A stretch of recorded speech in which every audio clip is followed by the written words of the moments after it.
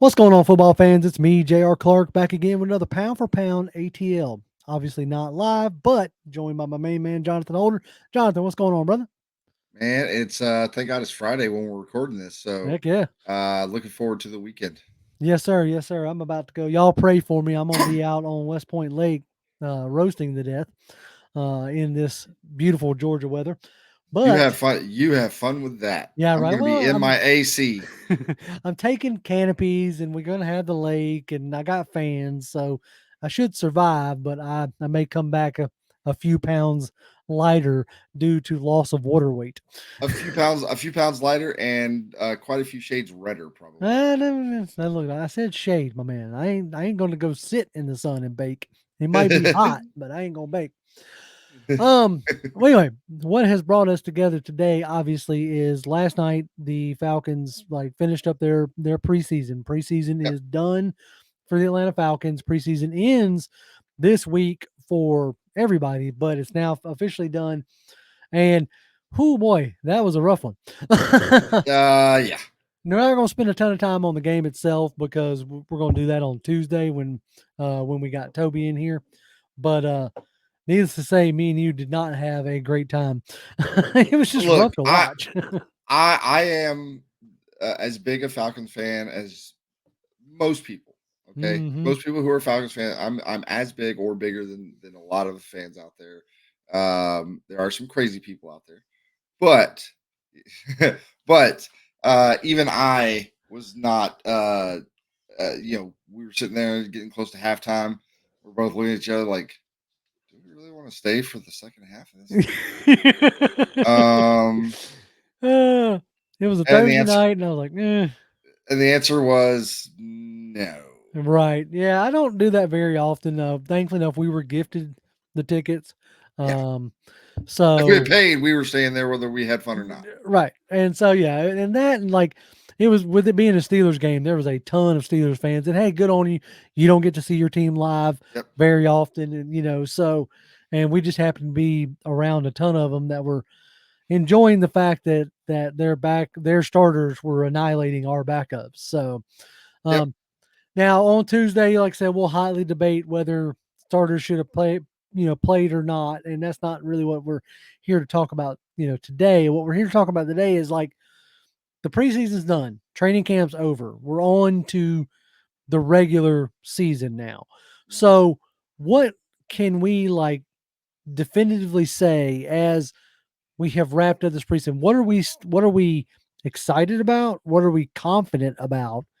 And what are we still like worried about? What did you come out of this, preseason training camp? We done went and watched two well, I went to two training camps and the one that they did at the Bend. So I've seen them Yep.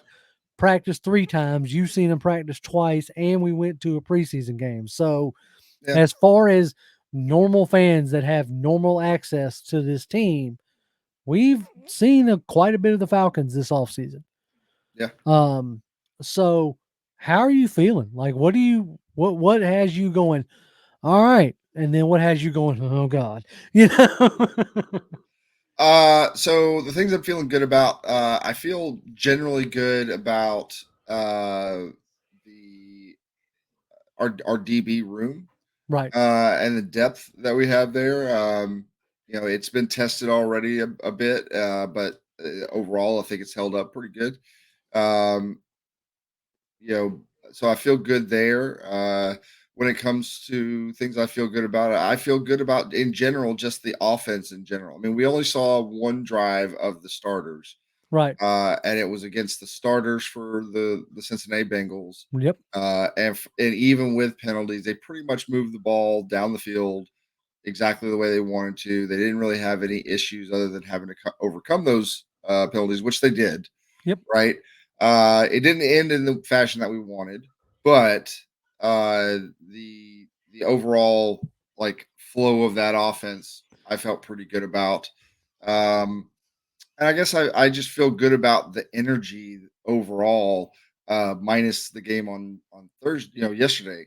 Uh, the last preseason game, there was just like there was something different about it, but prior to that, whether we're talking preseason games, whether we were talking about practices that we went and saw, or anything, or just in general, the reports that we get out of camp, the energy and the attitude and everything else about the team just makes me feel good about how this is going to go. Um, and when you see more and more people like getting to know Arthur Smith, and you see like how much fun he seems to be having, comparing it to the last couple seasons, he seems like he's in a much better space mentally. Yes. Just enjoying the fact that we've been able to build some things in the locker room over the first couple seasons, but this feels like kind of the coming out party, potentially, where he feels like we have a good team. No matter what he said before, like this feels like the first real like legit team that we've had since he's been a coach. Yeah. I I, Um, I definitely agree with that sentiment about like I feel like you're finally going to get to see like the true Arthur Smith, so to speak. yeah, Um, not necessarily being like, yes, he's still having to tweak things to the roster that he has, but I don't feel like he's going to have to like completely redesign his offense to, fit, what he has on the roster. Um, it's like he felt like he did from year one to year two. Um, so I'm excited about that aspect of it. I echo what you're saying with the DB room. Even last night, as we were heading out of the game, it really sounds like Jeff Okuda is going to be back like week 2, week 3 kind of deal. yep, Um, and then even with some of the backup players, like Breon Borders was a little shaky last night, yeah, but Natron Brooks has looked good. In limited play, Trey Flowers has looked good. Um, like I don't think we're gonna. I think we have a much better room than we did this time last year and the year yes, before. yes, So yeah, I'm excited about that. I'm excited about, or I'm confident that as long as the starters stay healthy, the running back room has me feeling pretty good.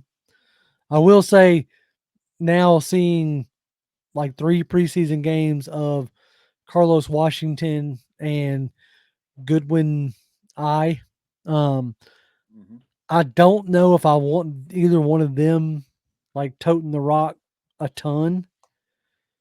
Like maybe to spell somebody here or there, like if Cordell starts the starts the season on IR, which has been lightly rumored. We'll get into more of that come Tuesday because hopefully we'll have better clarity. But if they want to stash him on IR, I don't know if I'm super confident about having, Goodwin or even Carlos as your third down back, your third back.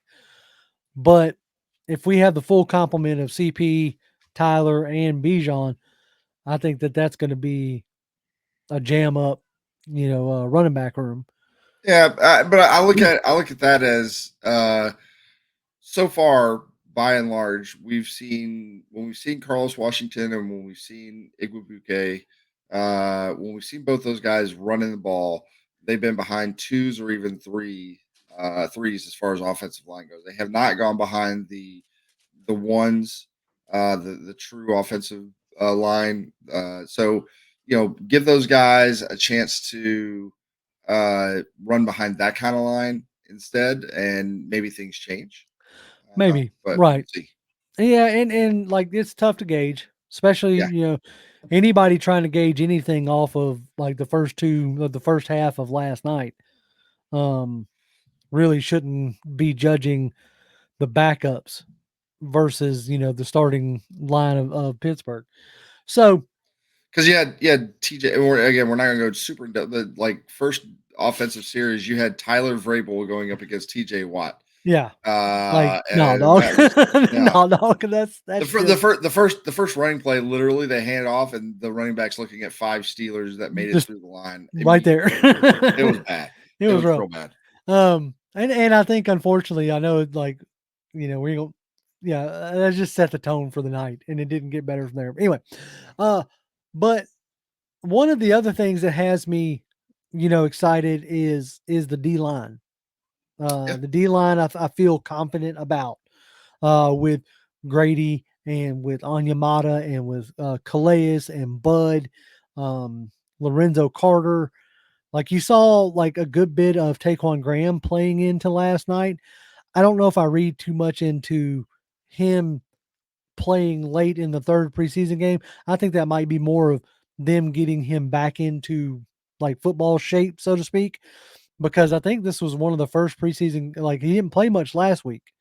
So I think they were actually trying to get him more reps to get back into game speed, so to speak, game shape. Hmm. So I don't know if I read too much into that, but I think our defensive rotational line is deep with guys like Huggins and Timmy Horn and Joe Gonzano and like one thing that has been consistent through through the preseason is, and even in training camp, like our run defense has been pretty good. People haven't necessarily been able to like run over us or through us.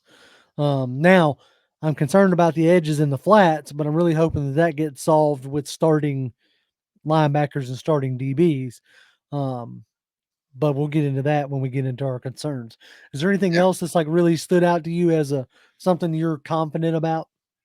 Um, like when we came out of this, uh, out of the off season, we went through free agency, went through the draft, and we're looking at like what the team is. We didn't really know what we had in a guy like a Mac Hollins.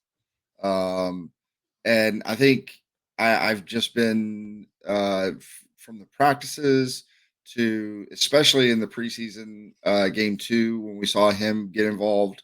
Like seeing that has really made me feel confident in him as a traditional wide receiver too. Yeah, Um, and even Kadero Hodge, he got injured a little bit, so he may not be there to start the season, but he'll be there soon after. I would imagine. hmm, And having him as like say your wide receiver 3 or 4, has seeing that some of those unknowns, like start to pay dividends. The Calais Campbell, like we didn't know exactly how much this guy, he's 16 years in the league, right, seeing some of the moves we've made show some positive steps, and being and looking like they will be able to contribute uh to the team, has been a nice thing to see, whereas in the past we've seen that too many times where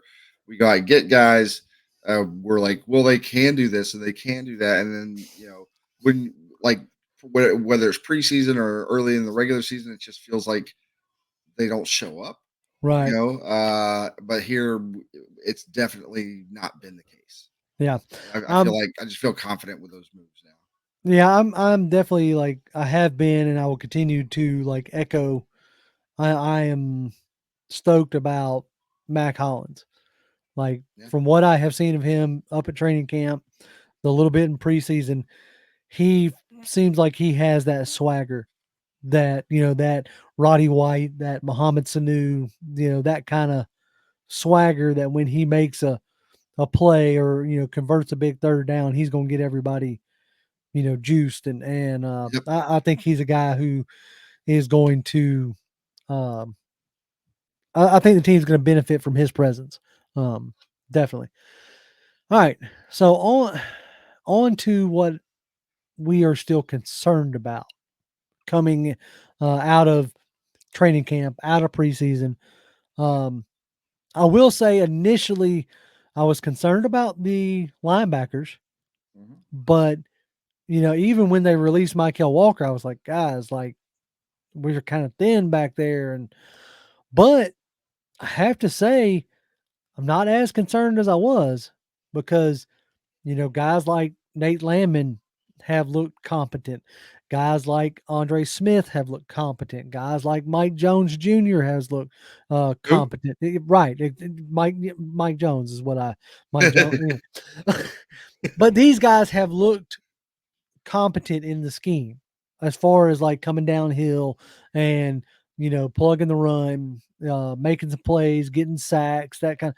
It shows you kind of how we're probably going to deploy the linebackers. I think the coverage guys are going to be your Caden Ellis and your Troys, but your third backers like Landman or Tay Davis or whoever they decide to keep, I'm not as concerned as I was. Still a Yeah. little concerned, but Eh, not as concerned. Well, the main concern I would have is, we know what we hope Troy Anderson can be, right? And maybe he gets there this year. Maybe he shows up later in the year, like because he took a step later in the year. He got better early. Mhm. We'll see how things go early season. It's a different defense, so got to settle into that. Maybe he gets better towards the end of the season. I just want to see him continue to progress. But you have him, you have Caden Ellis, who like looked like a beast in that first drive. So we'll see how that goes. Mhm. But we don't have the big name. We don't have a for sure guy as a starter, right? We don't have the name recognition, the past, the guy who's done it in the past. Right. So we don't have that in the starting role. If you had that in the starting role, and then you add in guys like a Landman, like Mike Jones, like Tay Davis, Andre Smith Jr., you run those guys out with a guy, as an example, like say a Luke Kuechly kind of guy, not necessarily as good as him, but somebody who hey, this guy knows what he's doing. He's going to be out there. He's going to play hard. He's going to make plays, all this other stuff, and everybody else just has to like hold it down. Right. Right. Right. Then I think everybody would be a lot better off in that position. Now, Caden Ellis and Troy Anderson may end up being those guys. We just don't know yet. Yeah, they're still a little too like unknown in that aspect. Now, my other big concern is on the offensive side of the ball is now starting to be the offensive line. Now, I'll say this as I don't think the starters worry me. I think a lot of those penalties that they were getting called for last week were a little more ticky tack, a little more like, "Hey guys, remember can't do this" kind of deal. I think that stuff gets ironed out. Heck, it even got ironed out from last week to this week. You Yeah. know, so I'm not really worried about that. Those guys were still able to displace guys, open up holes for the run game, that kind of thing. And I know we're not going to have a wholesale, uh, an entire backup offensive line, but the fact that we couldn't get or sustain any drives going when the backup offensive line came in, the past 2 preseason games Yep. is a little worrisome for me. Like Jalen Mayfield, like I'll say it now, I'm really hoping he gets cut at this point. I don't Yeah. I'm not trying to wish him any ill will. I just don't want there to be any chance for him to play for my team. Like, you see what I'm saying? Like, I don't want somebody, "Oh, he's the 3rd string guy," and I don't know. No. Like, even last night, he looked rough.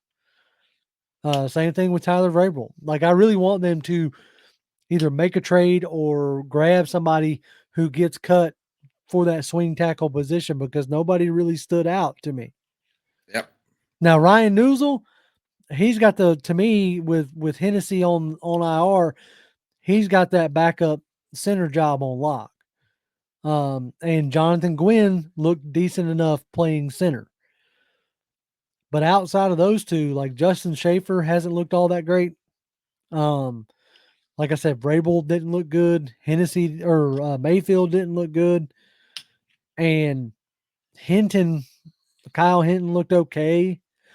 Yeah. But the backup O line room, like they need to do some work there before week 1, because heaven forbid, somebody goes out and one of those guys have to step in. Yep. Which makes me think that we're looking at either grabbing somebody who's been who gets cut by another team. Uh, definitely looking for more of like a guy who gets cut for caught up in the numbers game. Right, the numbers Uh, game guy versus like take a team that's got a strong O line. yes, I'm trying to think of one right off the top of my head who has a strong and nothing's like coming I to mean, me. So maybe like a San Francisco, yeah, Pittsburgh. right. Like those Somebody kinds of who teams that are traditionally have pretty good offensive lines. right, somebody who's got a strong line. If you got like you said a numbers game kind of guy, if they get cut, then I would hope that they jump up on him. And my only other real concern is um like traditionally, you know, like pass rush. And I say that because yes, we have gotten some sacks in all the games, but it's almost been like a handful have been from the linebacker level. Now that may just be how Nielsen wants to do it, and I say that because last year Caden Ellis had 7 sacks from his linebacker position. Mhm. So if when you're playing that sim pressure, that simulated pressure and that creepers type stuff, you are going to get more sacks from the second level because that's what you're doing. You're bringing a second level guy and dropping a first level guy, in different ways to confuse, the quarterback. But I would still like to see just more traditional RDN lined up and just ate somebody's lunch. I mean, And yeah, like I agree with you there. I would like to be able to uh, get consistent pressure and get more sacks with just sending four. right, Now, some of that's going to be sending four, and one of those guys is a linebacker, and that's fine. Whatever. But like being able to just send four and get everybody else out in coverage to protect against that obviously, if you can do that, that's the way you want to go about it as a defense. hmm But we've seen plenty of defenses over the years be super successful with I mean, you look at Philadelphia, I'm talking more Philadelphia from like 15 years ago, back in the McNabb years when you had Brian Dawkins and those guys. Dawkins would get sacks all year long, and their cornerbacks would get them, and they're like they would get sacks from all levels of their defense. right. It wasn't just their front four that were doing it; they were blitzing a ton. And like if you're going to be that kind of team, then you've got to be that kind of team that when you do send it, like it's got to get home Oh more yeah, often than not. But yeah, I'm hoping that what little we saw of the defense in that first game, some of it was this was the first time those guys had played together. They weren't game planning, they weren't doing anything like that. So yeah, they gave up some plays, but at the end of the day, they still stopped them on fourth down. right, They got pressure on the quarterback. They were able to flush him and get him off schedule and do the things that you want to do as a defensive line. So I'm hoping as we get into the season and those guys play more and more together, that we'll see that come together more as they team up on different moves and do different things that they're just not doing in the preseason because right. everything's kept super vanilla. No, yeah, for sure, for sure. You're not sending a bunch of stunts and playing games or nothing like that. You're just lining up and going. But all in all, like there's not a ton that I'm super concerned about. To be completely honest, like it's the O line, it's the lack of, and I say it in this way on purpose. It's the lack of traditional pressure. That doesn't mean that we're not getting pressure. I mean, Mike Jones had a sack last night, and so did I think Gaziano. So we're Yeah, getting pressure. So I'm not necessarily concerned about that. It's just that when you do need to straight line up with four, yeah, because you're going to play guys that you have to be able to beat them with four, and but again, we haven't seen a ton of like we haven't seen a full series or 2 series worth of the starting defense, so all that could be alleviated, in the first game. So yeah. Well, when you got a guy like Gaziano in there, but he's now next to Grady Jarrett, Onyemata, and Calais Campbell and Bud Dupree and those guys, then when the flashes that he shows in the preseason is because everybody's kind of one on one, just beat your man, or see if you can beat your man, and he's doing that more often than not. You Mhm. add that into now you got the really good guys in there next to you as well, then that becomes a different thing. So yeah, we'll see how it goes. I am optimistic regarding the defense, especially the defensive line. And I think the defensive line is definitely going to be helped out by what I consider, as of right now, to probably be the strength of the defense is probably, at least to start out, is probably going to be the cornerback, like the Yeah, defensive backs. the cornerbacks and the safeties I think are going to be like with Jesse Bates and AJ Terrell, whoever lines, whether it's Trey Flowers or maybe Jeff Okudah's back by week 1. I don't think so, but Trey Flowers and Richie Grant, those guys. Yeah, I think is going to be a much more. I tell you this: the past 3, 4 years, even, I'm more confident sitting here going into week 1 than I have been in probably the past 3 or 4 years. Yeah, I know in the past 3 or 4 years, it's been more of a, okay, well, I mean, the fun's over with in a sense of the, hope, that it's yeah. about to come crashing down, and it still may come crashing down, but I do feel more hopeful than I have in past years. I feel like we have a better disbursement of talent all the way across the team and all the way across the roster. So um, I'm not expecting any surprise cuts per se. If you had a surprise cut that we are going to be shocked by on Tuesday when we come back together and do a live, who would you go on a limb this day on a Friday? Who you thinking is your surprise cut that's going to have everybody talking? I mean, the surprise cut to me would be really the only guy I can think of that realistically I could see even happening. Uh, I don't think it's going to happen, but I could see it happening. Would be a CP, like Cordero Mm, Patterson getting cut. yeah, Just because maybe the injury is worse than we've been led to been believe to this right, point. yeah, because like Uh, Arthur ain't telling us nothing. no, Oh, Henderson, which he'll be back in a 5 days. Next thing you know, he's on IR. So, yeah, he was supposed to come back the week after his injury. He's like, yep, come back next week and this thing. But then again, maybe that's what they thought it was going to be, and it just like his who body knows? didn't heal like it was supposed to. And same thing with Cordero. He's an older guy, so they're looking at maybe traditional timetables, and they're like, give it a couple weeks, 2 3 weeks, he should be okay. But then 2 3 weeks comes around and he's not okay. Like that would be probably the biggest surprise I could think of. I mean, the only other guy, because you actually said something about this yesterday, um, would be maybe like a Taquan Graham. Yeah, Like if he just doesn't, like Timmy Horn has outperformed him, and yeah, that's Huggins has right. outperformed Like him, and we all don't these know things. what goes on as far as like meeting rooms and Yep. is this new coaching defensive coaching staff, if they're gelling or what have you. Um, you know, but I think like a Taquan Graham would be a big surprise to me. Um, if you got rid of him over like and decided to keep a Gaziano or a Huggins or Timmy Horn or what have you. Um, Another one I think would be if a guy like I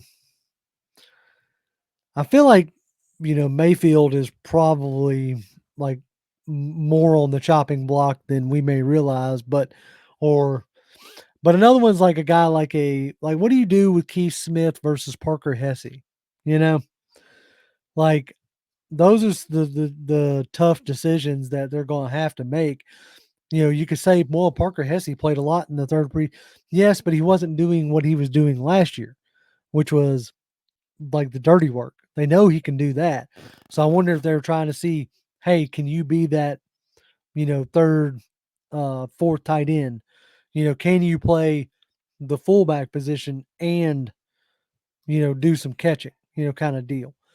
So I'm really interested to see what they do there, but I'd be a little surprised if they cut Parker Hesse or, But I do think Yeah. one of the two, Hesse or Keith Smith, might be on the block.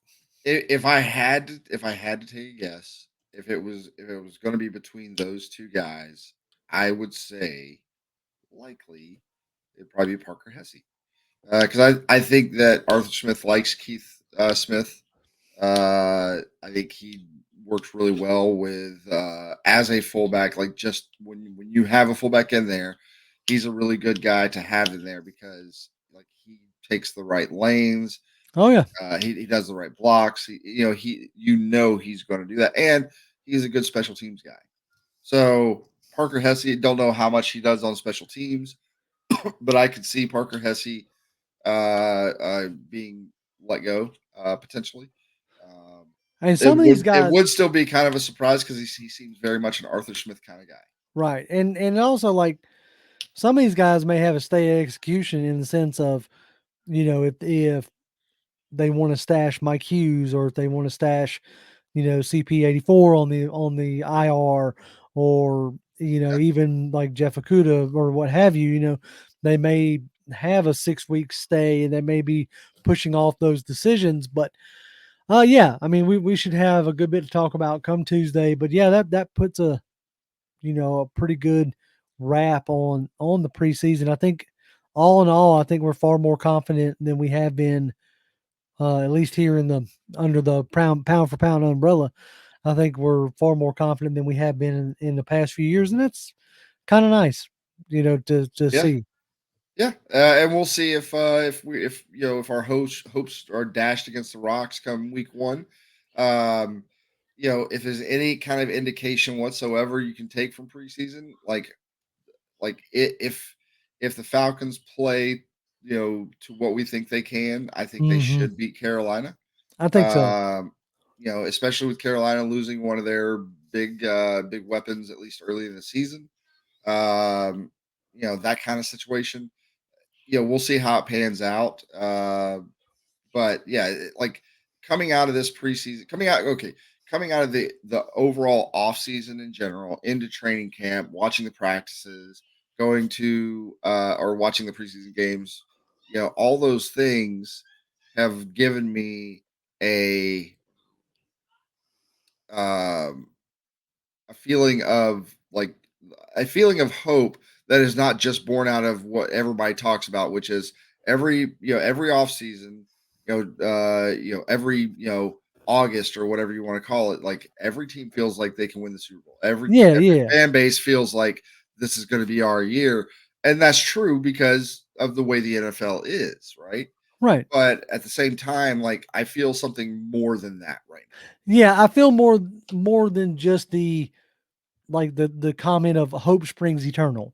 Yes. Like, I feel like going into this season that with the moves that we have made, the Bates, the Anyamadas, the Ellises, the what we have done on defense, plus what we have done on offense with Bijan Robinson and Mac Hollins, I really feel like, with Kyle Pitts coming back healthy, that even if Ritter is mediocre, I think mediocre Ritter is a far more consistent and better than what we have had the past two seasons.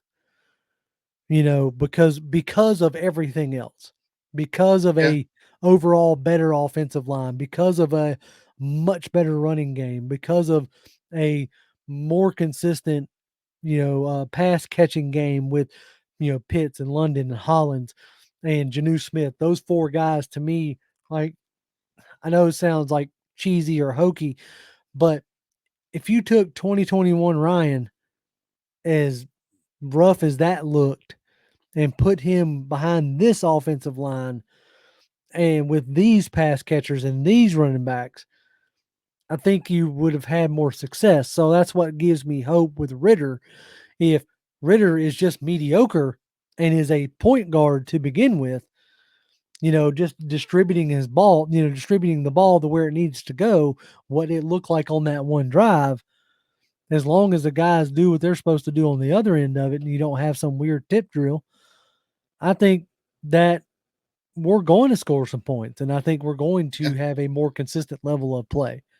I don't think you're going to have to see a 10 play drive that is all runs end in a touchdown, yep, because I think Ritter is going to give you more consistency. It doesn't have to be spectacular this year. no. You know, he doesn't have to be Patrick Mahomes in that sense. He just needs to be a guy that on the balance of things doesn't cost you more games Right. than and doesn't than he wins for you. Like as long as he's not the primary reason you lose a game in most situations, then I think that's going to be enough for this team I think so. against most other teams in the league. There's Yep. going to be some that you're probably going to need a little bit more out of him in order to come out on top, but there's gonna be a lot of games and a lot of teams that we play that as long as he can just not be the main reason why we lose that game, then I think we're gonna be okay. Yep. I agree. Well, I think that's going to do it for us with this wrap up. We appreciate y'all joining us this evening. So this is probably when this video is going to come out. Yeah. Uh, as always, y'all can follow me on Twitter. I'm at Grim1128. Jonathan. At Jonathan M. Holder, come by, say hi. Also, you can catch up with Toby D on Twitter. He's Toby D1991. You can catch up with us on Threads at Pound for Pound ATL. You can check us out there. And yeah, we'll be back live on Tuesday with a more in-depth conversation with Toby about the game, and we'll also have cuts by then. So we'll have a real good deep conversation about all things preseason and such, and put a real good bow on it and get ready for Carolina. So keep your eye on the channel, and as always, Falcons fans, rise up. Rise up.